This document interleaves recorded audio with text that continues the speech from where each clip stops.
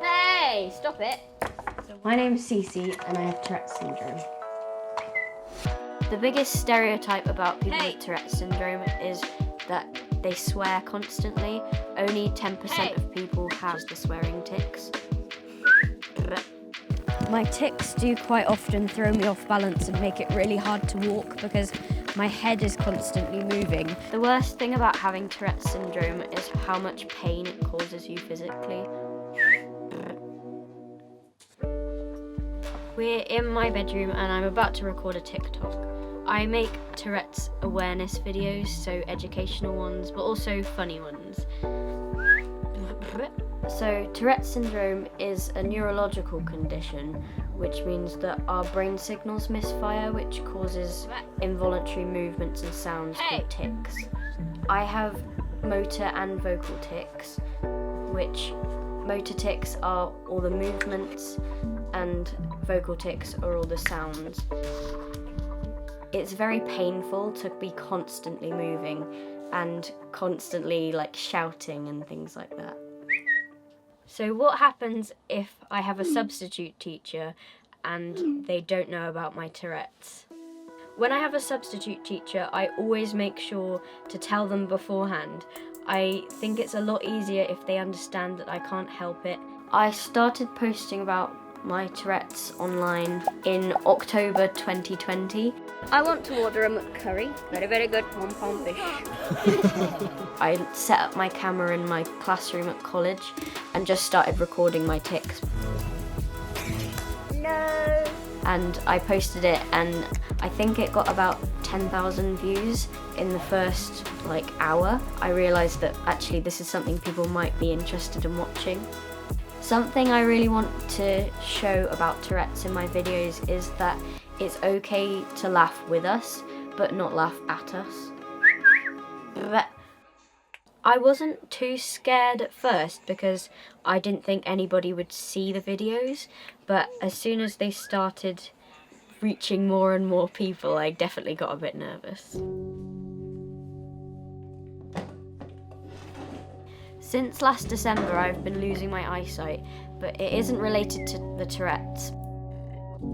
So these are steroids, which at the moment are because of my sight loss rather than the Tourette's. Unfortunately, one of the side effects is that it makes my face swell up.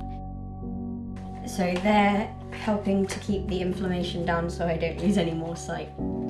This is a liquid level indicator. So it tells me when the glass is about to get too full so I don't overfill it because I can't see it properly. I think it might be 16 to 18 pills on a bad day. We are off to college to do my photography class. Tourette's definitely affects my balance because my head is constantly moving and it makes it quite hard to keep walking in a straight line. Being visually impaired affects my Tourette's because I found that now I can't see as much. I don't tend to tic offensive things about people, so it's actually quite handy. People in public tend to stare a lot. I tend to just ignore people when they try and treat me differently because at the end of the day, even if they're being judgmental, I still have to live with the symptoms. So guys, we're going to carry on with what we've been doing over the last couple of weeks, looking into our darkroom work and our work on zines. My tutors and my classmates are amazing about my tics. They know when it's appropriate to reply to them and when it isn't. They can also tell when I'm getting stressed out about it, so they can help me calm down. My Tourette's definitely impacts the way I use a computer because quite often I'll hit the keyboard or delete things that I'm not meant to delete or so open tabs I can't. We've had that a few times, haven't we? We're like, oh no, delete that or close that, don't undo and things, The most unusual thing I think I've heard is... Nice Derry. There you go, that's probably one of them. That just pops out. An elephant never forgets. One of the really common misconceptions about Tourette's is that it's just swearing. Actually, only 10% of people with Tourette's syndrome have coprolalia, which is the swearing tic. I've got drugs in my bag.